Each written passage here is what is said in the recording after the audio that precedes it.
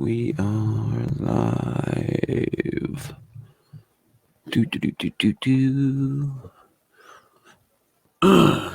Might as well jump right into it tonight. You're about to witness the strength of creep knowledge.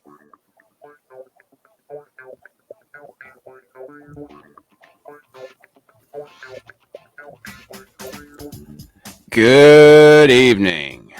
Welcome to the Fortean Slip. This is episode 199 at the Chupa Chupacabra, the hottest cryptid north of Havana. His name was Bigfoot. He was a primate.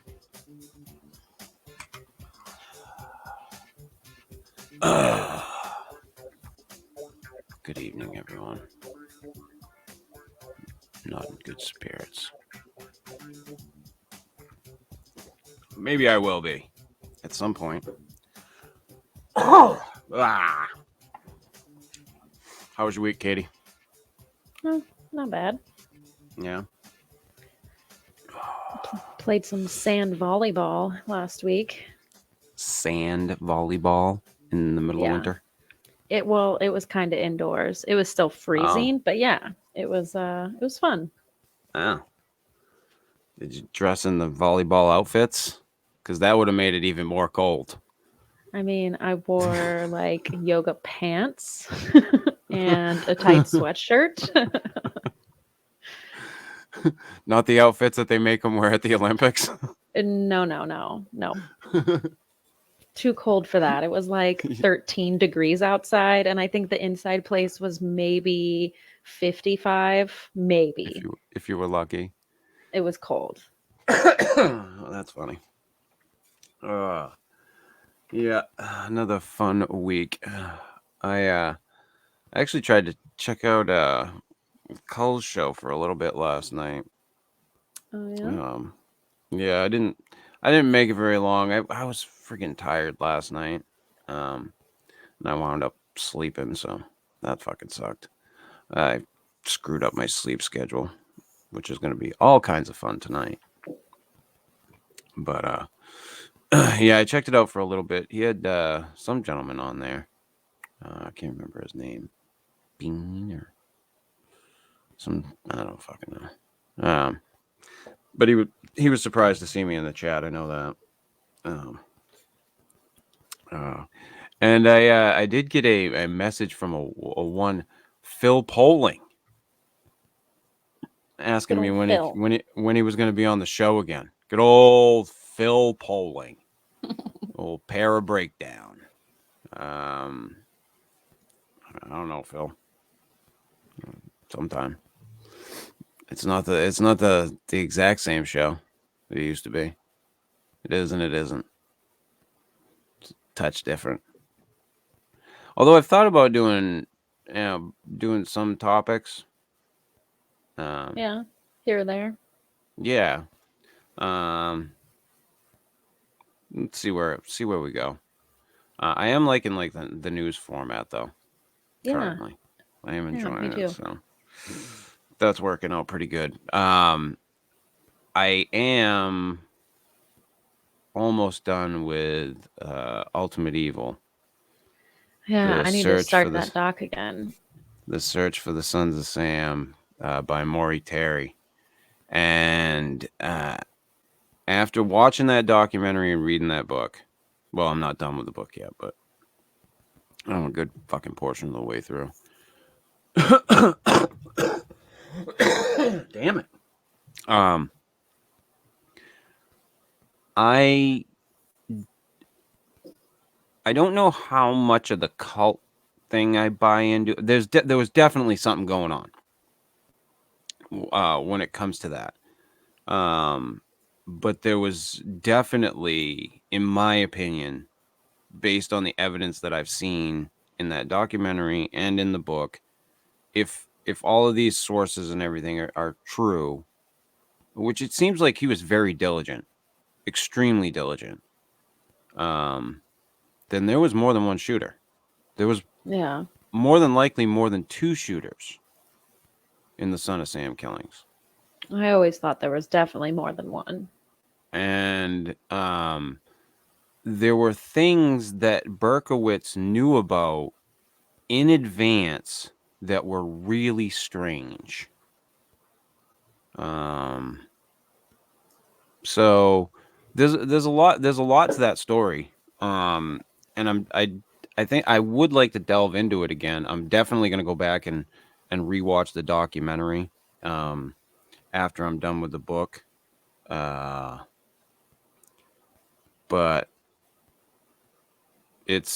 I'm definitely on the side of there was some type of a conspiracy. Now, I'm not saying conspiracy to cover it up by the police or anything like that. There was a conspiracy behind this whole thing. Yeah. Behind the murders themselves. Right. There was something that was definitely going on. Yeah. And there was something rotten in fucking Denmark, in my opinion. Now, like I said, as far as the cult, the cult part of the whole story, I think there was something there. I don't know how much of it was there, but there was definitely something going on. Whether it was just some guys that were, talking shit. They were definitely performing like rituals and stuff. Like dogs were getting slaughtered. There was tons of reports of slaughtered German shepherds. Yeah, that was super weird. Yeah, and they tried, like they said that Berkowitz shot the dog there, and there's no evidence of that actually. That was his neighbor that did that. And at one point Berkowitz says to them, "Doesn't it seem odd to you that my house was empty? I had all kinds of furniture. And didn't you notice that all the stuff written on the walls was really fresh?" Like, it just, there was a lot to that story that was like, whoa. Like, it was a setup, but on purpose. He was part of it. Basically, setting himself up. He always seemed like a willing patsy, to be honest. Yeah, oh, absolutely. He took the fall. Yeah. And I think in a lot of ways he kind of wanted to, but then he regretted it. Right. So it's a, like I said, it's a very interesting story, and anybody that delves down the rabbit hole, there's a lot there. I've gotten sucked into that book pretty deep. There was a couple of nights where I couldn't put it down. It was so good. Like everything that was, they were coming out with, and a lot of it I had heard about in the documentary, but there's a lot more information in the book. Right. Like way more information in the book. So yeah, I'd definitely like to delve back into that again. But we'll see how things go from here on out. But yeah, as far as Phil, I don't know, Phil. I'll get in touch with you. You get in touch with me, whatever. I don't fucking care. You come on, shoot the shit. I don't know what you want to talk about, the news. Your breakdowns. You got some pretty interesting ones lately. Yeah, there's been a few. I always check them out. Yeah, I always check out the Phil polling breakdowns. Definitely. They're the most entertaining of the breakdowns. Yeah, I mean, they're quick and they're concise, Yeah, if I'm gonna go with the most entertaining breakdown, it's Phil. Definitely, he's a lot of tongue-in-cheek bullshit. He throws you some curveballs. I like Phil's shit. Yeah, he's fun. But anyway, let's jump right into the news.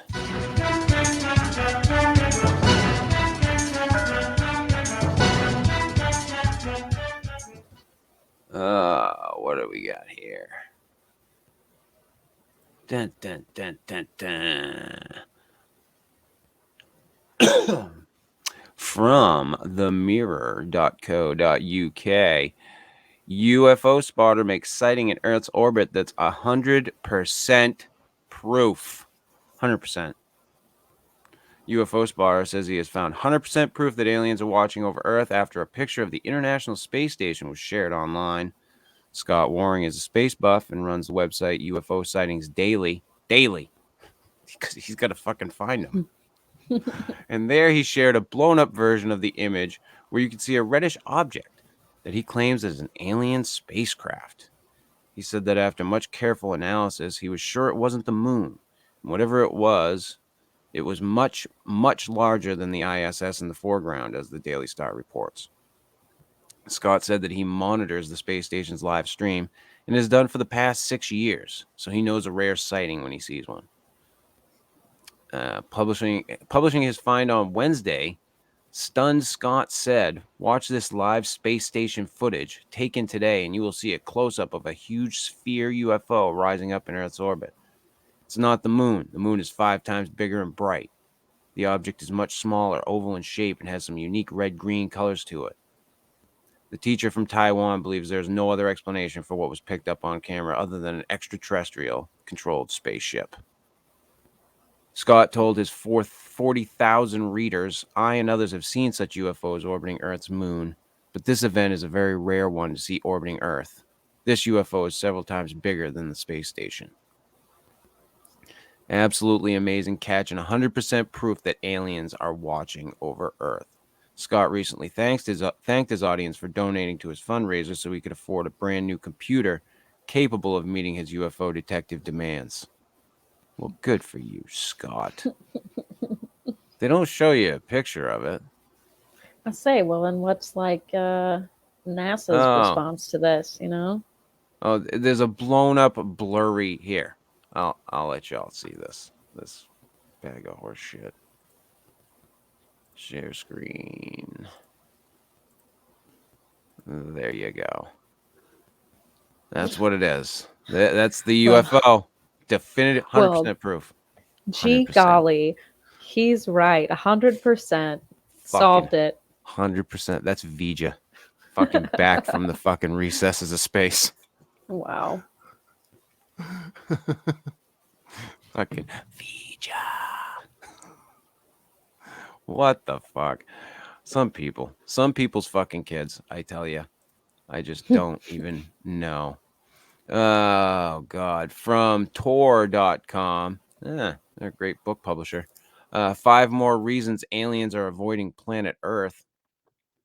I once pointed out to Fred Pohl that if FTL is possible, say that's faster than light, and if it does, as the math says it would, facilitate time travel, then the paucity of alien visitors suggests that not only is Earth not interesting to aliens or of the current era, but it is also not interesting to aliens of any era.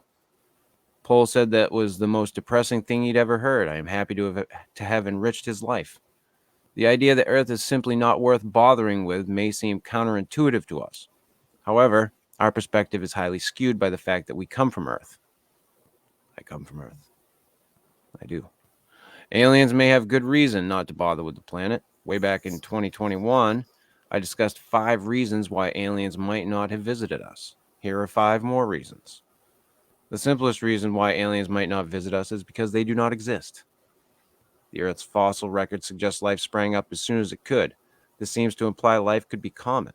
However, our perspective is biased because for us to observe, we need to exist. No matter how unlikely the chain of events leading to our existence, perhaps our world is a cosmic exception and life is vanishingly rare. In Frank M. Robinson's 1991 generation ship saga, The Dark Beyond the Stars, the astronaut has invested thousands of years methodically examining the stellar systems nearest the solar system. Many of the worlds the astronaut has visited appear to have all the necessary preconditions for life. None have life. This presents the astronaut with a dilemma: push forward into an inhospitable galaxy until the ancient ship ceases to function, or abandon their search and return to the one planet known to have life, Earth. The second simplest explanation for the absence of alien visitors is that starflight is impossible. The distances are too large. The required energy is too great, and there are no plot facilitating shortcuts. Aliens do not visit us because they cannot visit us. I'm gonna skip over their little book bullshit. That's fucking advertisement. Alternatively, the reason could simply be that we live in an unfashionable part of the galaxy. Perhaps the truly advanced civilizations prefer the abundant resources offered by the galactic core. Alternatively, it could be that the only intergalactic depths provide the peace and quiet preferred by the universe's ancients. Or it could be that the solar system is on the wrong side of the tracks for some other reason. Perhaps the issue is that some aspect of Earth itself or humans in general is actively repellent to our galactic neighbors. We are kind of repellent. It's not that our world is being overlooked so much as avoided. Maybe the aliens don't care for classical music or just people. Hell, I have a problem with them. Perhaps they're leery of the eldritch horrors that infest our world, of which humans are oblivious. Maybe a map of our continent spells out an obscene word in some alien script. We may never know because the aliens are unlikely to tell us.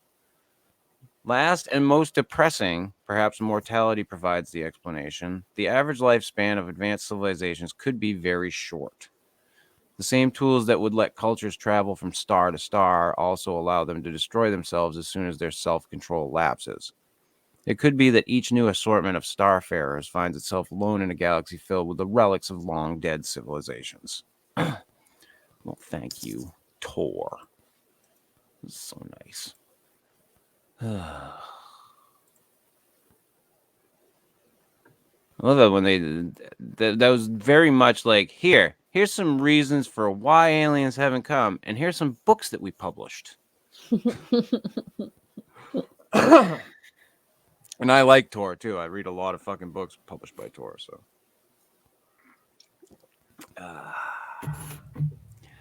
anywho, from knue.com, it's 101.5. I guess I don't know where it is, but where is this one? We're freaking out. Hear a disembodied breath from the haunted Jefferson Hotel. Anyone who's been through Jefferson, Texas knows about the town's historic haunted Jefferson Hotel. The stories and videos that you hear and see coming out of that place is stuff of legends. I've mentioned before that a person who works here at the radio station grew up in Jefferson, and she turns ghostly white anytime you bring up the hotel. From growls from seemingly nowhere to furniture moving on its own and flickering lights, there have been so many thrilling shit-your-pants moments caught on video at this place. I'd never, ever rent a room there, but there are, strangely enough, plenty of people who do. And the encounters that have been captured through the years are bone-chilling. So how about another one for you? In this video, the Ferrari Club of American DFW chapter visited the hotel, and yep, you guessed it, they captured a disembodied breath in the disappointments room in the attic of the historic Jefferson. What the fuck y'all doing in the attic of a haunted hotel? In this particular video shared on the hotel's that's the way they wrote it. I didn't add that in there. In this particular video shared on the hotel's official YouTube channel, the guests are exploring the attic, and as the owner is describing the hotel to them, you hear a spine-tingling gasp of air, or what they refer to as a disembodied breath. And not just one or two people hear it real time. They all hear it. And of course, everyone is spooked out by it. Suffice it to say that I still have no plans of ever renting a room at the historic Jefferson Hotel, ever. May have been a disembodied voice. Could have been. Disembodied breath. Ugh. I don't know. Could be. Could not be. Anyhow. From Newsweek.com, Pristine Reef discovered off coast of Tahiti, described as one of the largest in the world. The discovery of one of the largest coral reefs in the world off the coast of Tahiti could be promising for the future of coral reefs and conservation. Researchers said the discovery, part of a scientific mission supported by UNESCO, is valuable for multiple reasons, according to the organization. The reef consists of a large area approximately 3 kilometers in length and between 30 and 65 meters wide. Rose-shaped corals found at the site are up to 2 meters in diameter. The reef is also important because of its depth, between 30 and 65 meters. Researchers said this is highly unusual because the vast majority of the world's known coral reefs are no deeper than 25 meters. This means that there may be a plethora of unknown reefs and water bodies that extend deeper than 30 meters, in what researchers call the ocean's twilight zone. To date, we know the surface of the moon better than the deep ocean, said UNESCO Director General Audrey Azoulay. Only 20% of the entire seabed has been mapped. This remarkable discovery in Tahiti demonstrates the incredible work of scientists who, with the support of UNESCO, further the extent of our knowledge about what lies beneath. Alex Rosenfeld is a French photographer and founder of the One Ocean campaign, which works in partnership with UNESCO for the Decade of Ocean Science for Sustainable Development. Video released by UNESCO showed Rosenfeld and others in the depths of the reef, taking photographs for future research. Every year until 2030, expeditions are being executed across oceans to find new threats and improve preparedness for solving real-time and future issues. It was magical to witness giant, beautiful rose corals which stretch for as far as the eye can see, said Rosenfeld, who photographed the experience. It was like a work of art. I'll let you guys check this out. It's actually pretty neat looking. It's cool stuff. Yeah, it is pretty neat. Because I know that they're pivotal to like ocean ecosystems. Yeah, they're really important. Yeah, it's some pretty neat shit. I like it when they find stuff like this. Yeah. You know, people always want to find like the strange and the weird. I mean, just there's so much that's just here that isn't really all that. Actually, it is pretty fucking strange and pretty weird, but it's, you know, pretty cool. Yeah. Because it's just normal shit that's here. From Newsweek.com, Oumuamua alien theories explained as scientists propose visiting the mysterious object.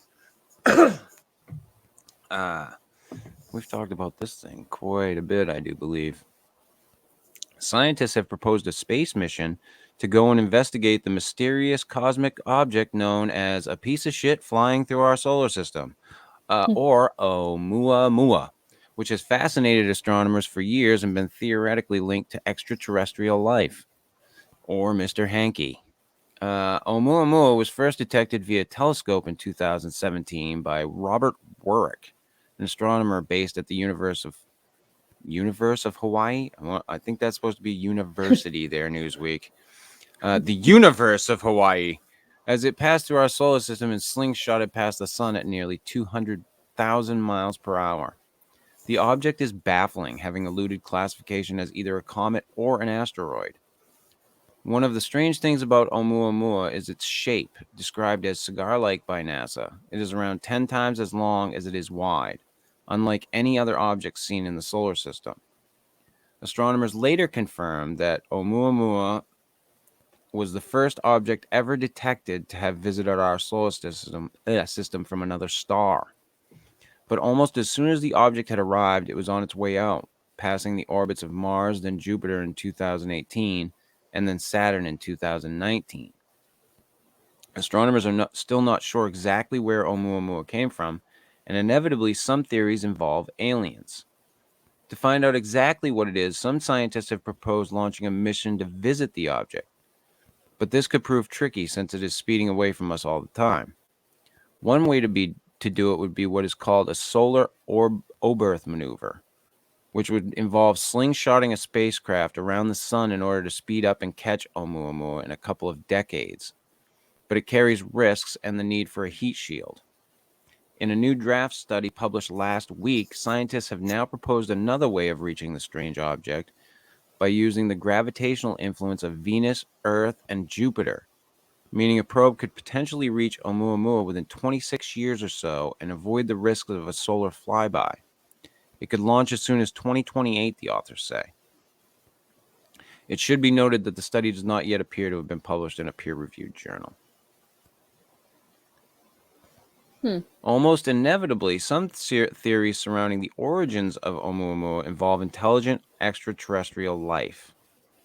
While that may sound unrealistic, one of the most prominent proponents of such a theory is A.V. Loeb Frank B. Baird Jr., professor of science and astrophysics at Harvard University. In 2018, Loeb co-authored a study in the Astrophysical Journal Letters, investigating the potential origins of the space object, in which the possibility that it is of an artificial origin was seriously considered. Loeb and his colleague wrote that Oumuamua could possibly be something called a light sail technology that uses light from the sun or other stars to push it through space. This, they said, could explain the object's strange shape, as well as the fact that it is so highly reflective and seems to move through space without shedding a tail of material like comets do. That is not the most striking suggestion in Loeb's report, however. Another section reads, alternatively, a more exotic scenario is that Oumuamua may be a fully operational probe sent intentionally to Earth's vicinity by an alien civilization. Speaking to Newsweek, Loeb said last week's draft paper proposing a 2028 mission to the space object was interesting, but voiced concerns about the associated difficulty. My concern is that the small uncertainty we have about Oumuamua's path as a result of the non-gravitational push it exhibited away from the sun translates to a large uncertainty in its current position, he said. Also, at its current distance from the sun, Oumuamua is more than 1 million times fainter than it was near Earth, and any targeting spacecraft will need to be equipped with a large telescope to find Oumuamua. Instead, Loeb thinks a better approach would be to wait until astronomers observe another mysterious Oumuamua-like object in the solar system and travel to that. That's the goal of the Galileo project, which he leads. The goal is to take a close-up photograph that would reveal whether it is an unusual rock or extraterrestrial equipment, because a picture is worth 1,000 words, he said, unless it's done on Photoshop. Any such missions will be costly, however, potentially costing billions of dollars. In other words, to rendezvous or not to rendezvous is the billion-dollar question, Loeb wrote in December last year. That was definitely an interesting object. Yeah. That's all I gotta say. It seems a little too late to go after it. Yeah, it did not act like a comet at all. It's really interesting. It's very, very interesting stuff. But, is it aliens? I don't know. It could be. Could be just fucking space junk. So, what the fuck is this? I guess I'm not going to read that news story tonight. Oh, you bastards. Those motherfuckers, Katie. I tell you. Anyway, from usatoday.com. Fact check. Altered video falsely claims to show UFO aboard U.S. aircraft carrier. Damn it. A video shared on Facebook claims to show evidence the military has stationed UFOs aboard aircraft carriers. That's it. It's out. The government's in on it. The 40-second video shows a fighter jet identified by a narrator as an F-18 landing on the aircraft carrier USS Gerald R. Ford in 2018, purportedly in the Mediterranean. As it goes to touchdown, we actually see a triangular-shaped UFO like something that would be right out of an alien movie, says a woman identified as Chrissy Elliott. The video was watched over 10,000 times in less than 24 hours since it was posted on January 19th. The video has been around social media platforms since as early as 2018, when Iranian media published an article about it that made it go viral within a few days. While the video shows an authentic landing on an aircraft carrier, it has been altered to show the purported triangle UFO. USA Today reached out to the Facebook user who posted the video for comment. An official U.S. Navy video posted on YouTube in July 2017 confirms the jet in the video is an FA-18F Super Hornet, the service's primary strike and air superiority aircraft. The video shows the plane approaching the ship and quickly coming to a stop after touching down on the carrier's deck. A helicopter can be seen in the Facebook video next to the purported UFO. The Navy depicts the landing from 4 different angles, and the purported UFO is nowhere to be seen.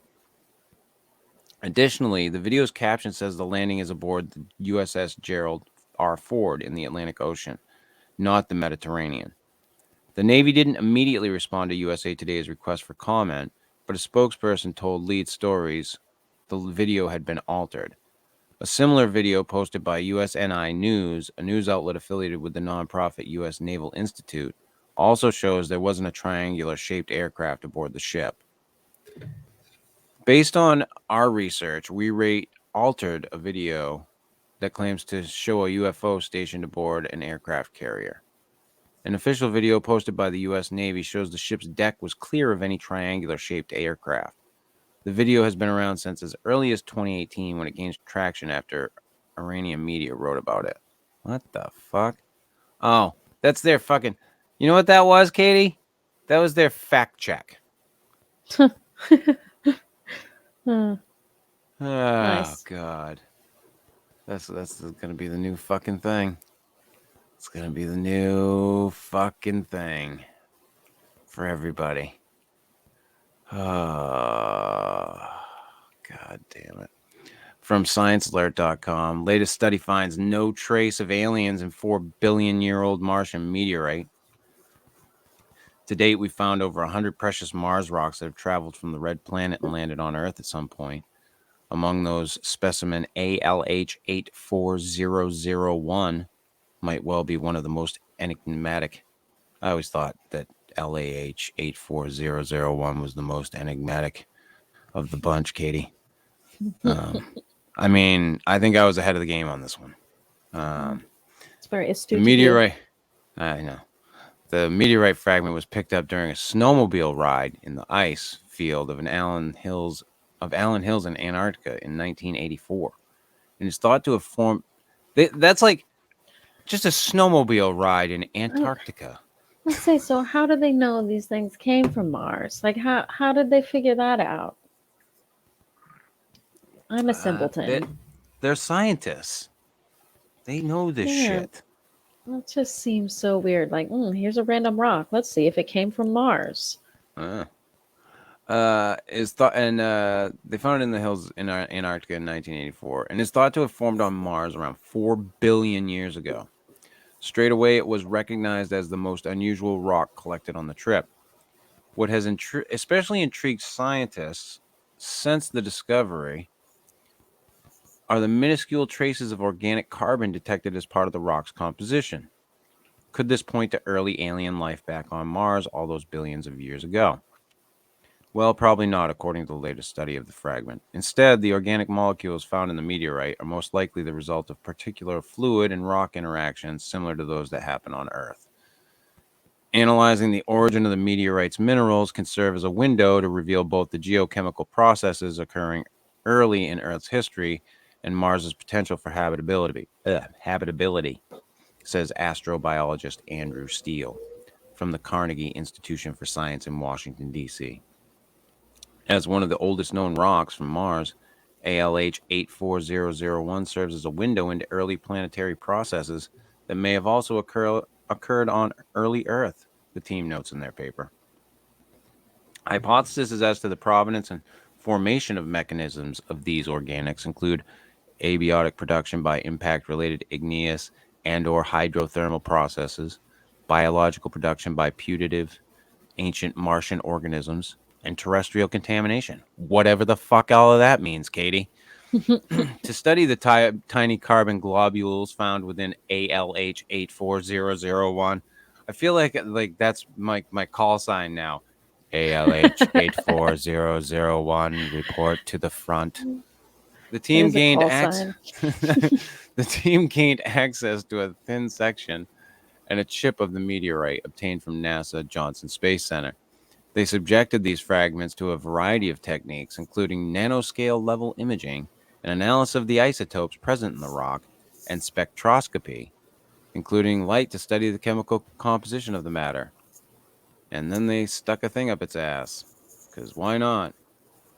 Does the rock have an ass? The results showed that the characteristics of the rock indicate it could have easily formed in the presence of non-biological or abiotic processes that are known to produce organic carbon molecules here on Earth. The first one is serpentinization, which happens when igneous rocks solidified from lava or magma are rich in iron or magnesium interact with circulating water, producing hydrogen. The second process is carbonation, where rocks react with slightly acidic water that has dissolved carbon dioxide in it, resulting in carbonate materials. It is not clear if both processes happen simultaneously, but the study suggests they weren't happening over an extended period of time. All that is required for this type of organic synthesis is for a brine that contains dissolved carbon dioxide to percolate through igneous rocks, says Steele. These kinds of non-biological geological reactions are responsible for a pool of organic carbon compounds from which life could have evolved and represent a background signal that must be taken into consideration when searching for evidence of past life on Mars. And this just continues to be boring as fuck. But anyway, yeah, there's nothing in that rock. Not a damn thing in ALH 84001. Nothing.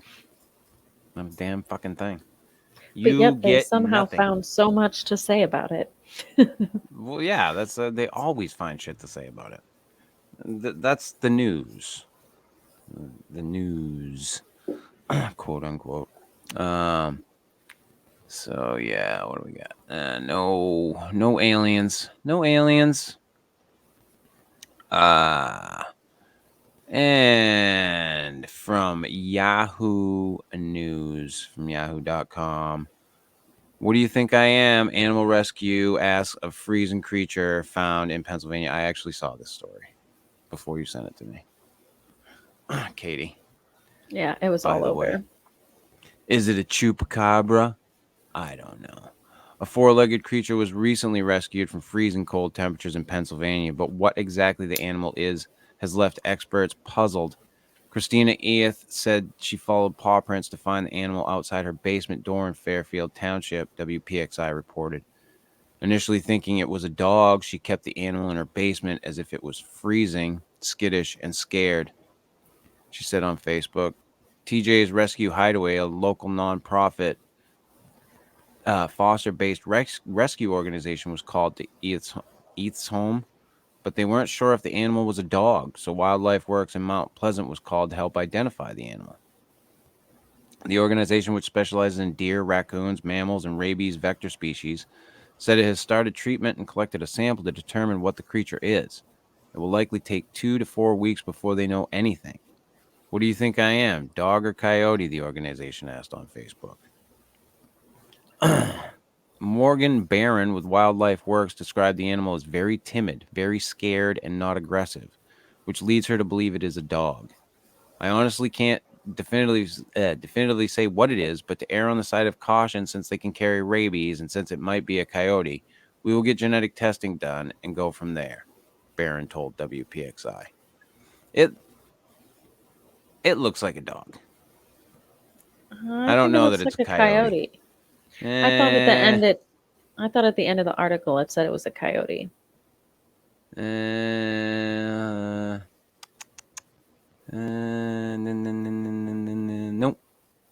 No, it doesn't say it's a coyote.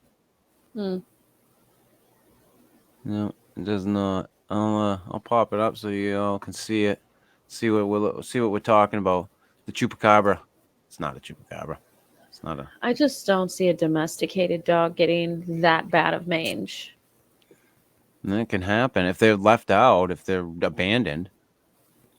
Yeah. I don't know. That one. That was where it was hiding. Yeah. See, underneath. I think that's a coyote. And But yeah, oh, poor guy. Yeah, poor little guy. Regardless of whether it's a coyote or a dog, it's horrible. It's horrible. Like, poor thing. You know, I've seen a chupacabra before. A chupacabra? Right. A real one? Well, No, one of these kind of chupacabras. This is when I lived with my ex, and he like came bursting in the living room one night, like, "There's a chupacabra in the yard," and I'm like, "No, there's not. Shut up." And he's like, "I swear, I swear."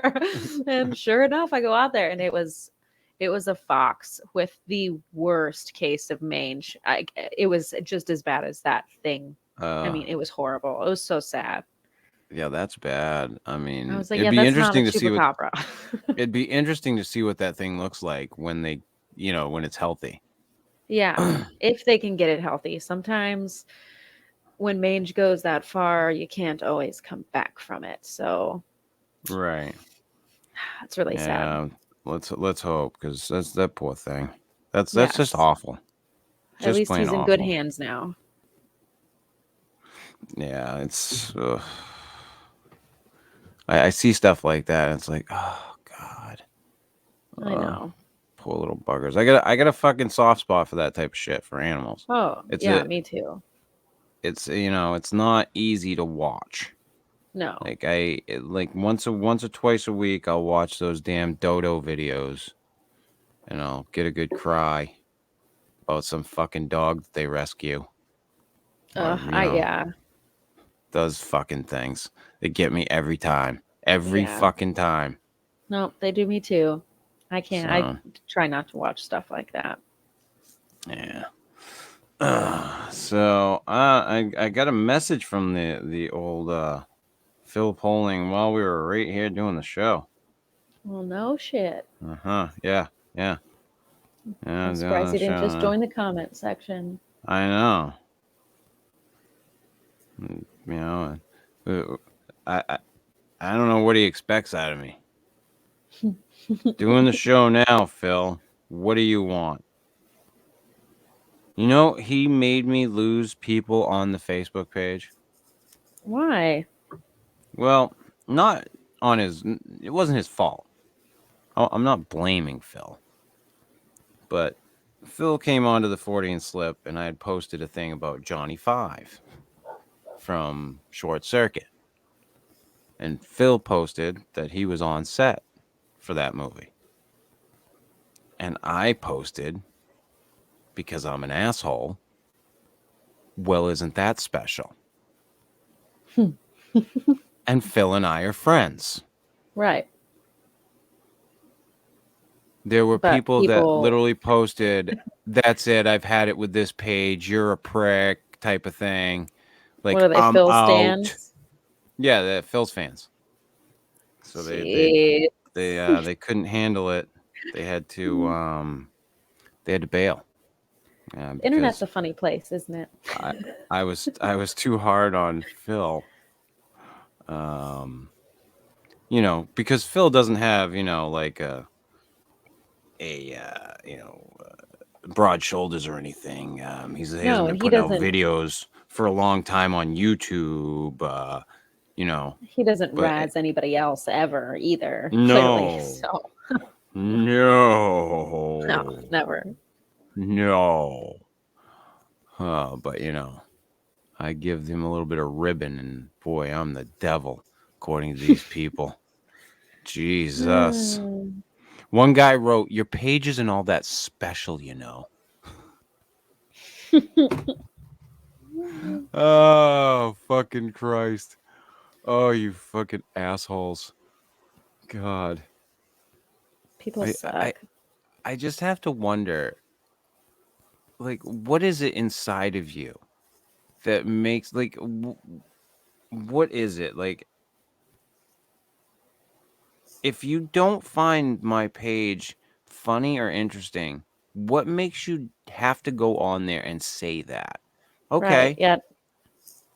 great. What'd you accomplish? You don't like it. There's tons of people here that do, and that's quite obvious. So just leave.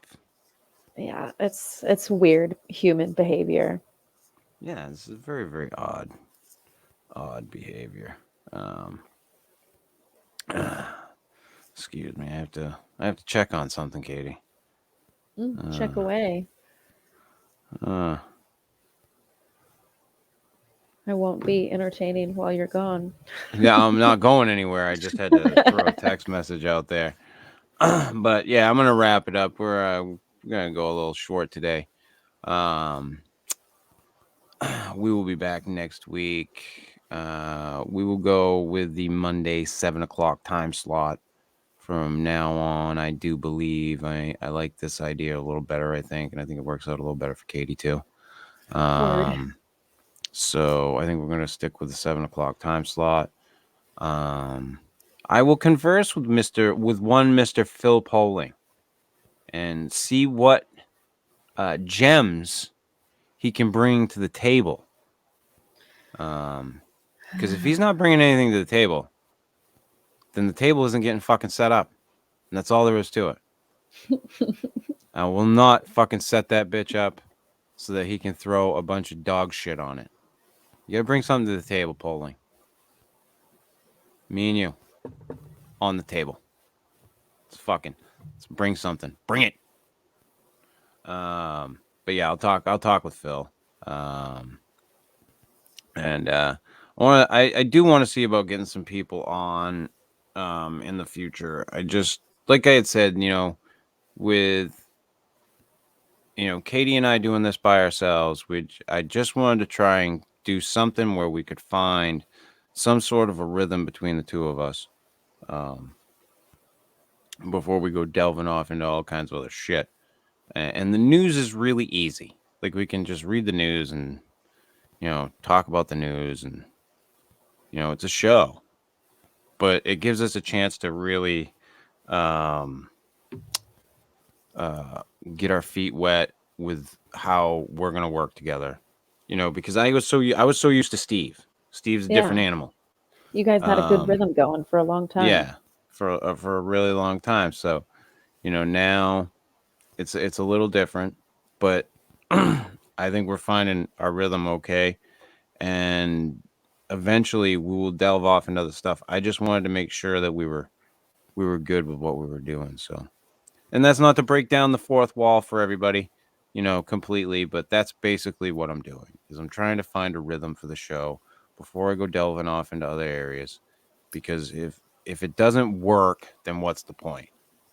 So far everything seems to be working. We're doing all right. So we'll get there. yeah, we'll figure it out. But until next time, see ya.